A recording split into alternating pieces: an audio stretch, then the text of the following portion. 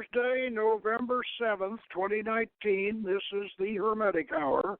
I'm your host, Folk Runyon, and tonight we present a discussion on the scientific technology behind modern ceremonial magic and reveal for the first time a device that I developed in the early 1970s for training students to make use of the Troxler effect. That's facial reflection distortion in a dark mirror, or the Bloody Mary effect in common terms, for magical spirit evocation. Now, this device is called the Lite, and it was based on U.S. Army battlefield research, and it is so sensitive to human willpower that it can respond to nonverbal telepathic commands in group practice. Now, we stopped using it in the late 1970s, but in recent years, we have encountered students who subconsciously override the Troxler effect in the mirror, even when they consciously want it to work for them. And so we're going back to Lite training for second-degree candidates. And so if your spirit doesn't want to show up for you, then listen in and we'll tell you how to solve the problem. We're going to be joined tonight by Frater Sitmeth.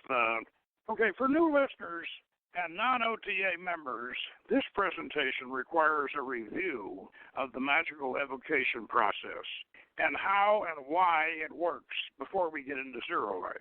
As Troxler discovered Bloody Mary in 1804, and so we can call the effect scientific, but the effect has been with us for well over 10,000 years, or at least as long as we've been using mirrors. And many generations of teenagers have conjured Bloody Mary on Halloween. So let us visit an internet article on Bloody Mary to get the popular perspective. Now, this is an article from Brain Myths and Science by Emily Petzko, titled Bloody Mary and Why We Think We See Things in Mirrors. And Emily says, as a child, one of the surest ways to prove your courage to all the other kids at the slumber party was to march into a dimly lit room. It was almost always a bathroom for some reason. Stare at your face in the mirror and repeat the words Bloody Mary 13 times. According to legend, a woman would suddenly appear in the mirror and scratch your face off, or perhaps even kill you. Different iterations of this game exist around the world. Alternate versions say the mysterious mirror woman goes by the name of Mary Worth or Kathy or some other version, or the devil himself makes an appearance. Of course, no ghosts or demons ever actually appeared, but that didn't stop us from running out of the bathroom screaming, convinced that we saw a twisted or bloodied face looking back at us. Even as adults, our minds sometimes play tricks on us. We may get spooked after thinking we see something in the mirror while getting ready for work or brushing our teeth, and even though we are rational beings and we understand that nothing is there, it turns out that there's a perfectly logical explanation for this. The longer you stare at a mirror, the more likely you are to start seeing things that aren't there, even if you haven't been forewarned that something ghastly will appear. This is partly due to a phenomenon called the Troxler effect. When you stare at the same object for a prolonged period of time, there comes a point when your brain adapts or gets used to unchanging stimuli. As a result, your neurons cancel the information out, and the image often appears blurry, faded, or distorted until you blink or look around. Likewise, if you gaze into your own eyes in front of a mirror, your whole face will start to look strange if you look at it long enough. This is just one of the many ways your brain can trick you and distort your vision. It's actually an important coping mechanism, though. As Live Science puts it, If you couldn't ignore the steady hum of your computer monitor, the constant smell of your own body odor, or the nose jutting out in the front of your face, you'd never be able to focus on the important things, like whether or not your boss is standing right behind you. Another part of the phenomenon is the recently described strange face in the mirror illusion. Italian psychologist Giovanni Caputo conducted an experiment in 2010 in which people were asked to enter a dimly lit room and look at their reflection in the mirror for 10 minutes. Afterwards, they were asked to report what they saw. Of the 50 test subjects, 66% reported seeing huge deformations of their face, and 48% saw fantastical and monstrous beings. Others described seeing the face of a parent, some of whom were deceased, the face of an animal, or the face of an old woman or child. Humans in general have a remarkable ability to see faces in everyday objects, from clouds to trees to pieces of toast. So it makes sense that dim lighting and visual tricks could cause people to see another face of some kind. In addition, when an image is distorted, your brain draws from past experiences and expectations to fill the gaps. Hence we get the dead relatives. Interestingly, the same effect can also be obtained during eye-to-eye gazing between two individuals. Caputo calls this mental floss. In fact, this intersubjective gazing produced an even higher number of strange faces seen by test subjects, according to another experiment conducted by Caputo in 2013. So we've ruled out the presence of mirror monster, but what about Bloody Mary? The origin of this particular mirror game could seem to be related to Bloody Mary I, who served as Queen of England in the 16th century, but folklorists are not convinced of that. That the figure goes by multiple names, such as Mary Worth, Mary Worthington, Mary Lou, etc., and of course, remember Clive Barker's Candyman, suggests against a real person as the inspiration. Psychoanalysts have proposed that the game has to do with young girls at the onset of menstruation. Others have noted earlier analogies of the game, including Robert Burns' poem, where he explained that if you take a candle and go alone to a looking glass, eat an apple before it, and some traditions say you could comb your hair at the same time, you will see over your shoulder the face of the person you'll marry.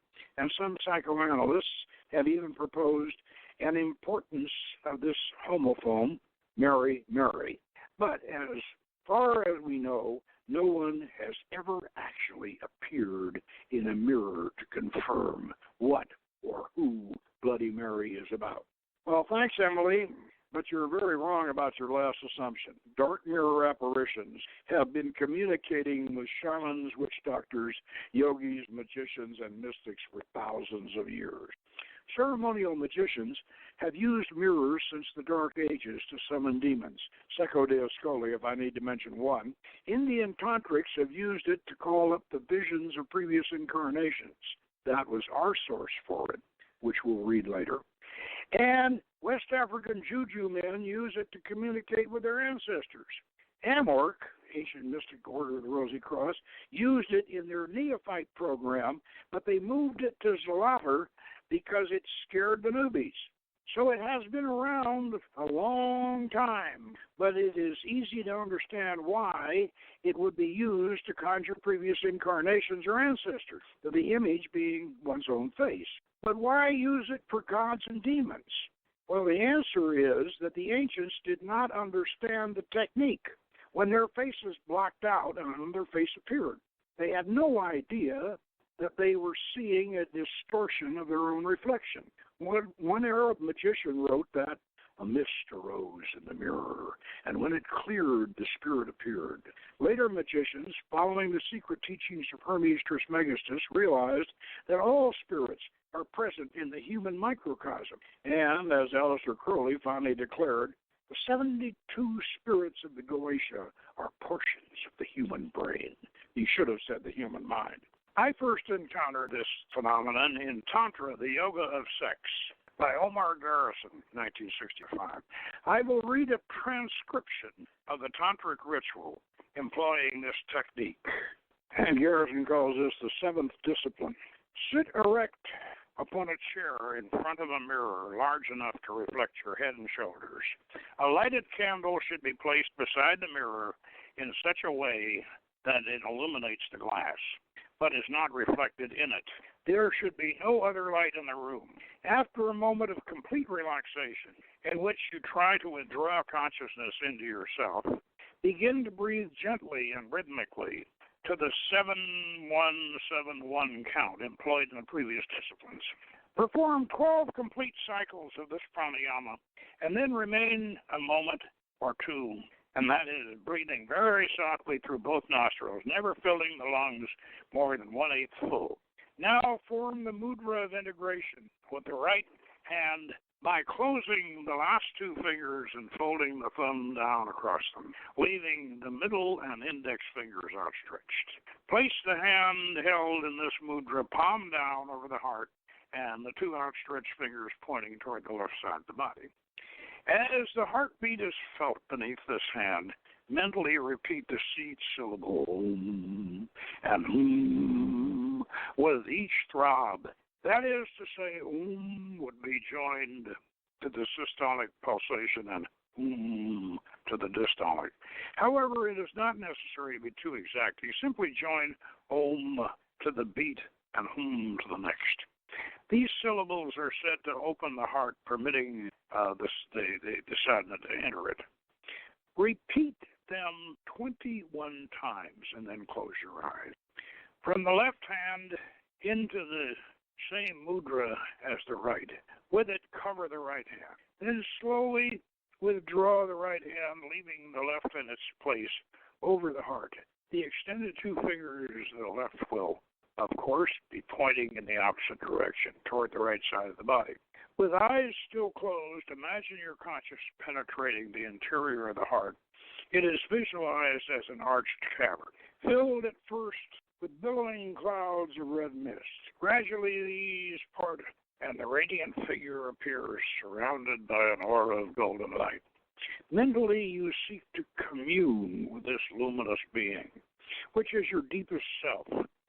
To it, you fervently address your petition for a deeper understanding, a momentary glimpse into the timeless mystery of being and becoming. As you thus meditate in profound silence and rapture, the golden person dissolves once more into the red mist, but now the cavern vibrates to its chiming note, a pure mantric sound which gradually merges into silence. The left-hand mudra is now replaced with the right one once more, reversing the procedure previously followed. This done, open your eyes, gaze earnestly, but with detachment at your reflection in the mirror. This should be done without blinking or moving the eyes. Presently, as you stare steadily into the mirror, you will see your image dissolve or disappear suddenly. You will be looking at an empty glass. Do not start to reason about this or allow your gaze to waver.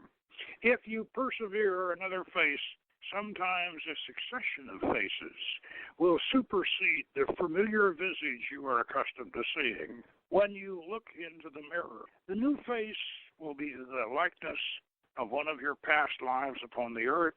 Study it carefully. Leave your mind open to the intuitive awareness of its message and connection with your present embodiment.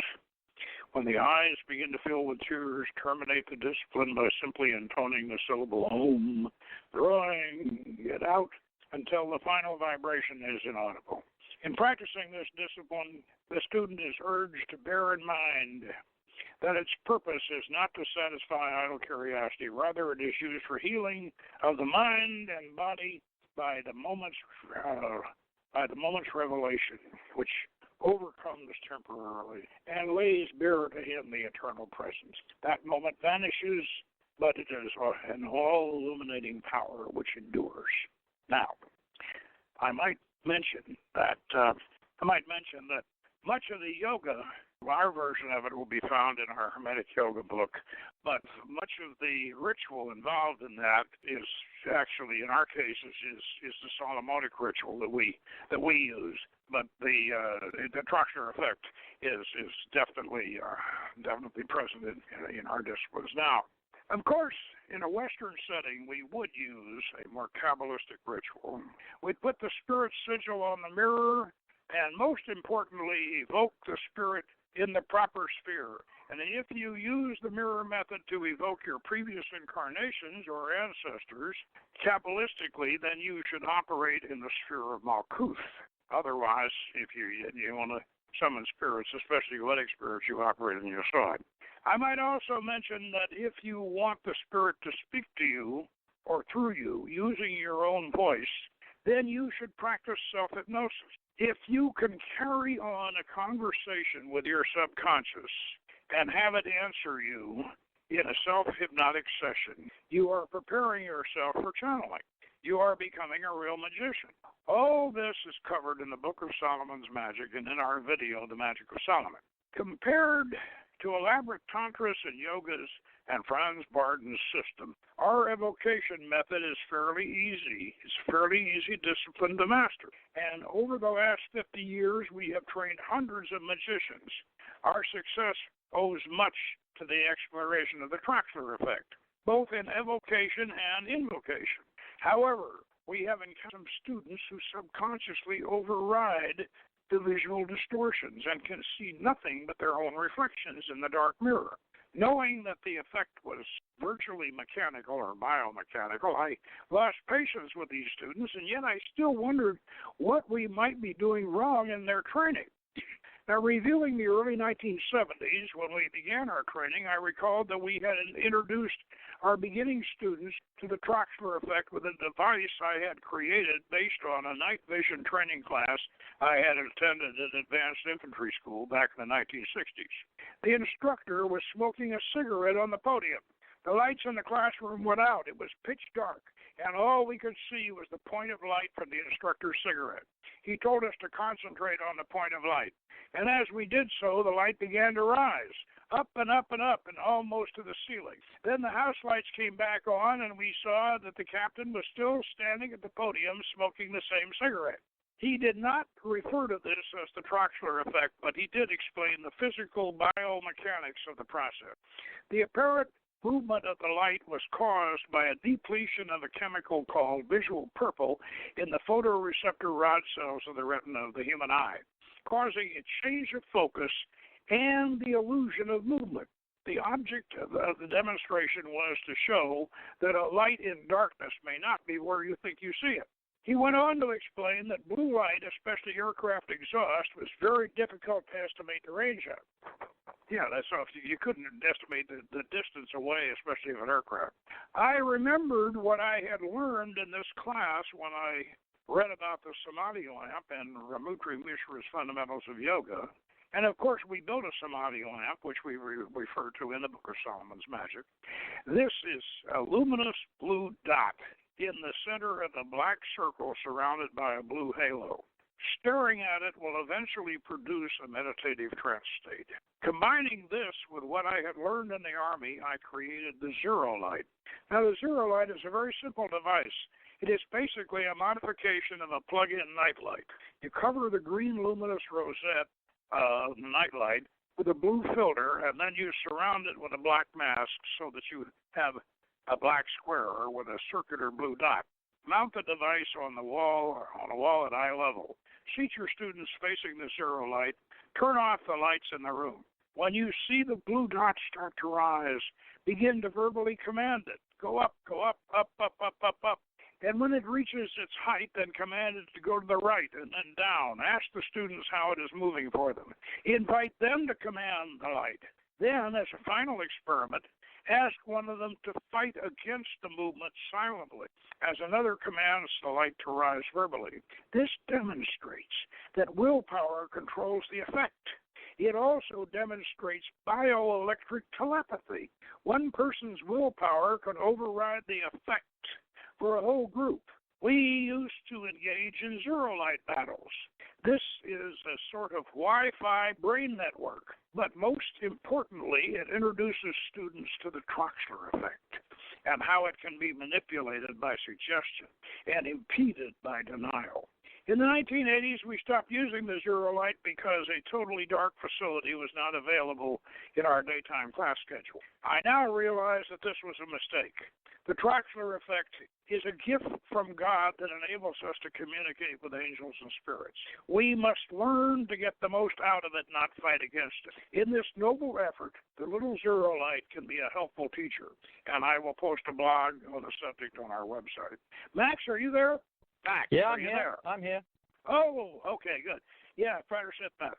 Okay, that concludes the script. So, do you want to talk a little bit about zero light? Well, you've explained it very admirably. I can talk about my experience with how it is assisting me.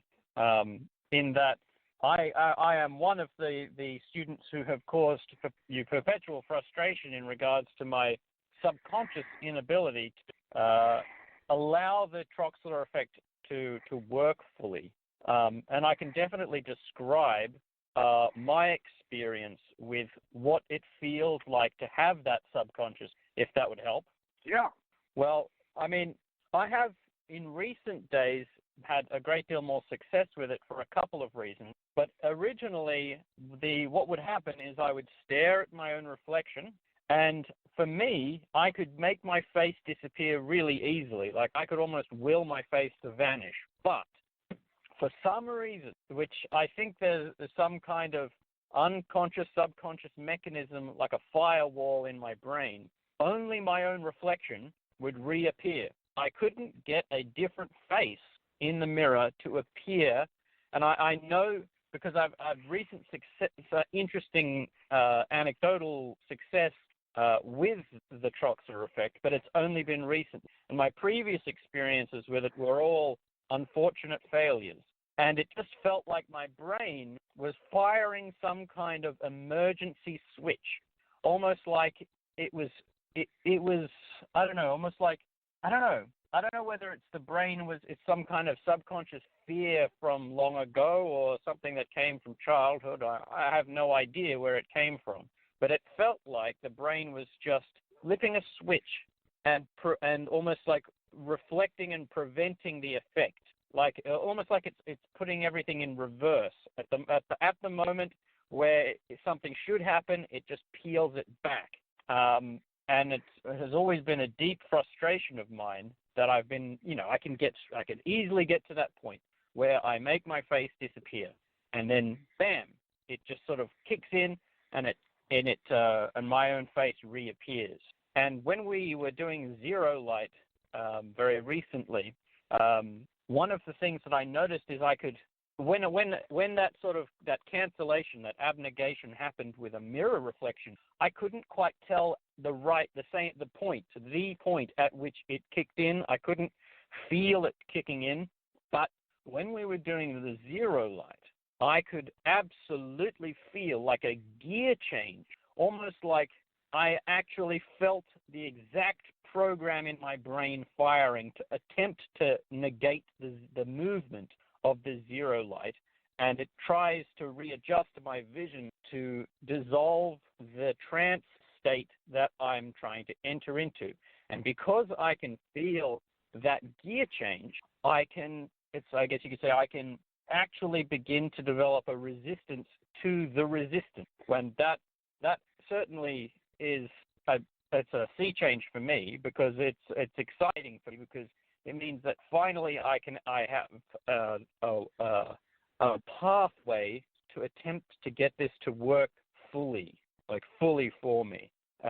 So I think the zero light practice it's absolutely wonderful. Well, I think that as I said, I gave it up because, quite frankly, it was too. We were doing classes, after the middle 1970s. We started doing classes in the daytime, and it was just too damn hard to get to completely to seal the temple up, make it absolutely light tight.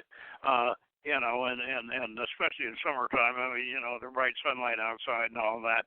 And so I kind of rationalized it, and I said, oh well, the truckster, if it'll always work, and we don't need this. And we got the Samadhi lamp, and we still use that, and that's good enough. We don't need to use zero light anymore. And what I should have done was invested in some really good blackout drapes and kept doing zero light. By the way, another thing that I wanted to mention about the training to use your eyes magically is that zero light and the Troxler effect is to some degree related to the flashing colors effect, the reflex action of colors, which I'm sure everybody listening is aware that this is very, very magical, and a lot of magical orders. The Golden Dawn, but the Golden Dawn didn't start it. Actually, Randolph started it in the Brotherhood of Luxor way back before the Golden Dawn did, using the flashing colors. Now, in case there are some people listening who don't really understand that, especially primary colors, all colors have a reflex. And if you stare, let's say, for instance, if you stare at a red pentagram, you keep staring at it, and then you look away to a white surface, let's say, you're going to see, in the after image, you're going to see a green pentagram. Because bright green is the reflex of red, and so consequently, we use these reflex combinations for magical talismans and Nokian tablets, and they are especially useful in another Eastern system which we've adopted called the tattvas. And the tattvas are cards with symbols on them that using these flashing colors, which we use as gateways to enter the inner planes, or what we refer to as the insurgent dimension, Kabbalistically. And this does this. There's I don't know. I don't quite know the science on this, but I know there is a relationship between the Troxler effect and the rod and cone cells in the retina of the eyes, and the reflex color system. And so reflex, and the Golden Dawn did train with reflex colors. They did train with that, but of course they didn't use the Troxler effect for dark mirrors or crystals. And also, I'd like to mention that with the crystal ball, we definitely use the Troxler effect with a crystal ball. But however, it is not necessary when you're conjuring angels. It is not necessary to have an anthropomorphic picture of the angel, either their face, their body, their wings, and all of that. You can if you want. I'm not saying and a lot of people do, because the Troxler effect will sometimes give you what we used to call off-face manifestations. However, you'll get, if you stare at the crystal ball on the altar with the smoke coming up through the slots or on the altar, as you stare at it, it will develop. Staring at it will produce the Troxler effect on the ball, and this is especially good if you have a rock crystal ball that has a lot of light gathering capability. And then you'll get this halo around the ball, and you'll get this beautiful electric blue halo and this golden light, and it's literally what Tom Rudd said 500 years ago. This beautiful hieroglyphical show around the crystal, and that then you are in the presence of the angel. The angel has arrived, and if you've done your self-hypnosis training, and I can say, Prater Sith Myth, does the angel speak through you? And the angel will use your voice and will speak through you. And but as I said, even though it is, some people get actual anthropomorphic visions of the angel, in the ball this way, but it's not necessary. However, you will get the Troxler effect with the aura and the halo around the ball. You want to talk about that a little bit? Well, when invoking angels, it definitely for me is a very different experience. That's for sure.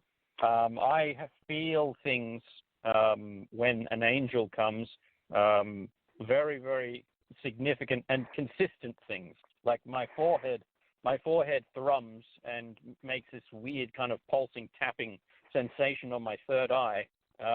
And despite the fact that I've always had difficulty with the Troxler effect, that specifically has not really been an issue when invoking angels for me personally, because I can feel I'm kind of still, I can still enter into a trance state and channel what is being delivered and what is being spoken. And I know that we've had many sessions where I can feel, and I can feel what the angel is saying, and then the other person who's channeling will actually say exactly what I'm feeling it's saying.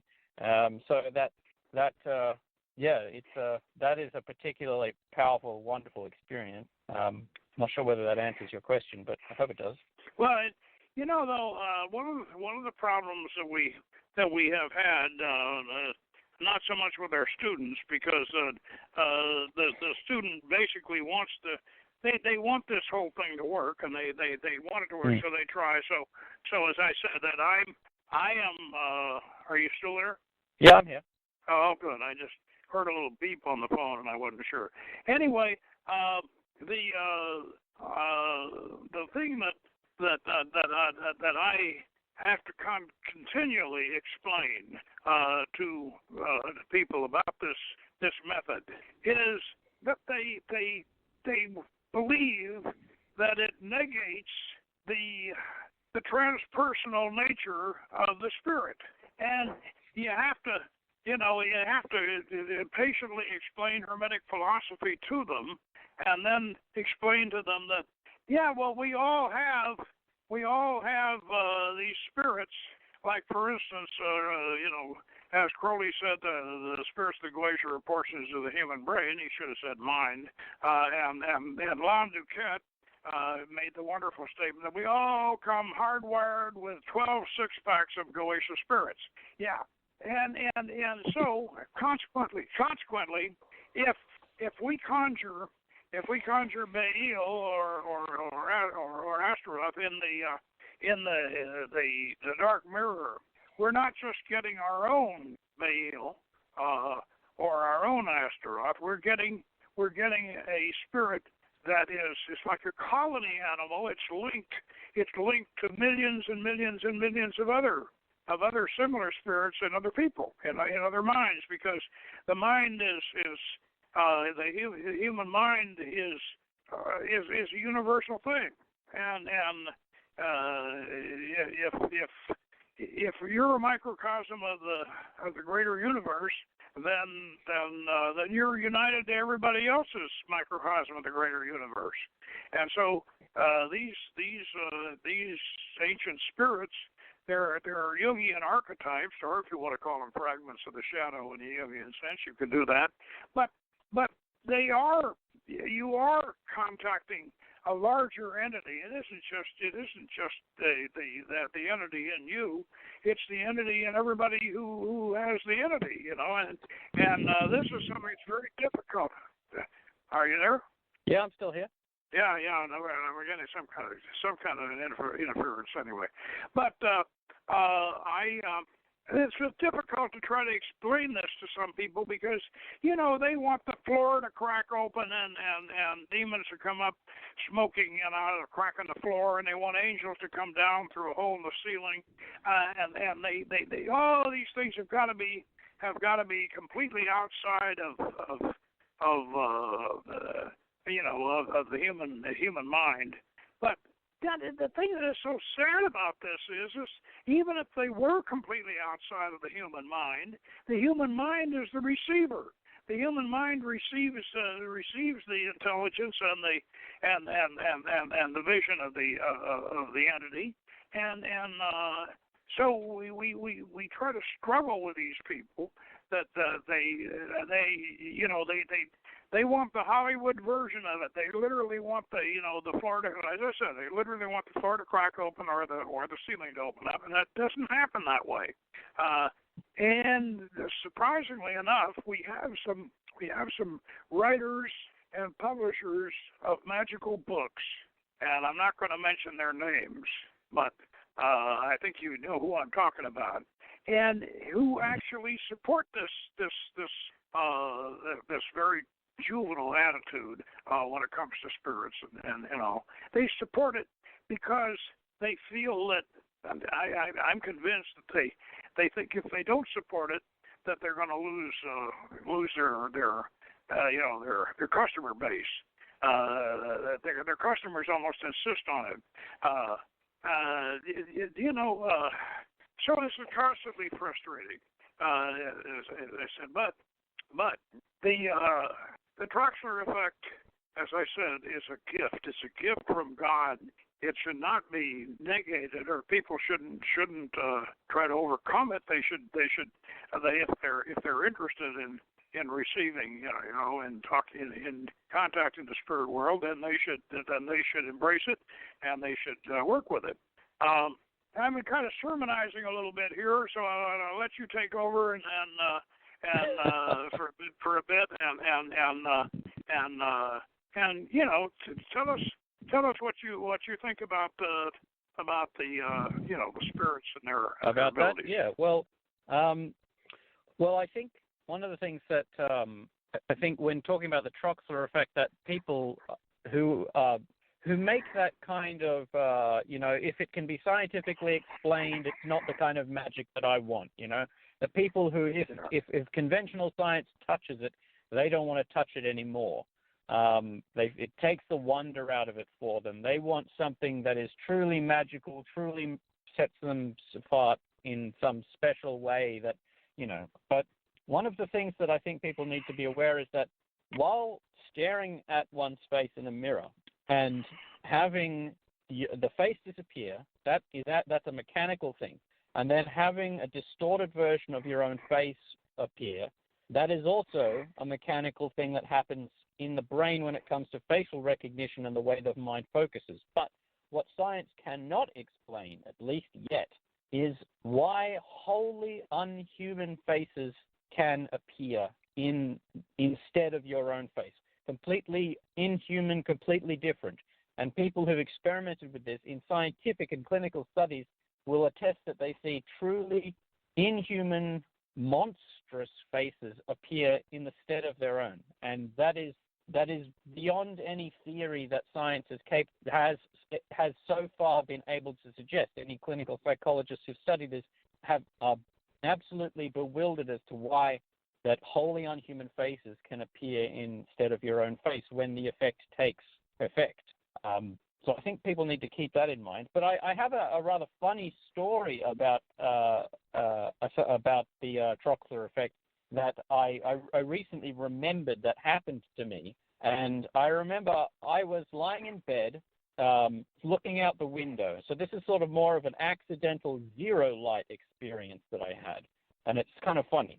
I remember lying in bed, staring out the window, and between the branches of a tree, I saw a star. I saw this point of light in the sky, and I just sort of relaxed and looked at it.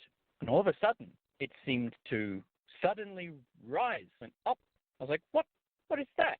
And then it appeared to go down. Is that? No, that's not a UFO.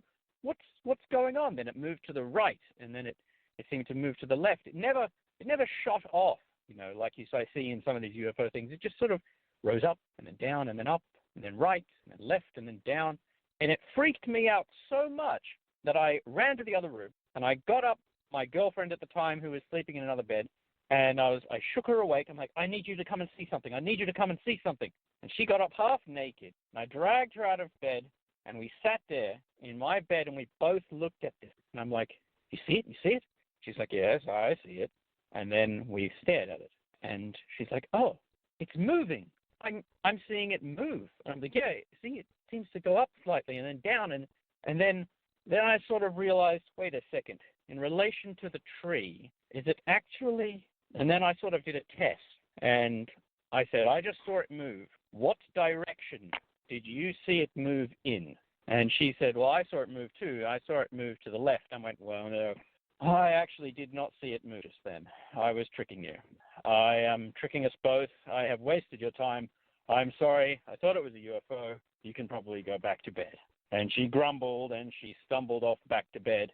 And it puzzled me. This strange effect puzzled me and made me think I saw a UFO for real. But no, it was just a star in a very dark sky between some tree branches. It fooled me, and it was kind of funny. Yeah, you think it actually moved as a result of Troxler effect? Well, I think it moved similar to the way the zero light did, and it did. It moved up and down. It was sort of sudden movement, but that was also partially because of the movement of my eyes while I was trying to focus on. So it was like because it was so far away and so small, that along with the effect of it shifting onto the focus, it was exacerbated by the micro actions of my eyes trying to keep and maintain focus on it.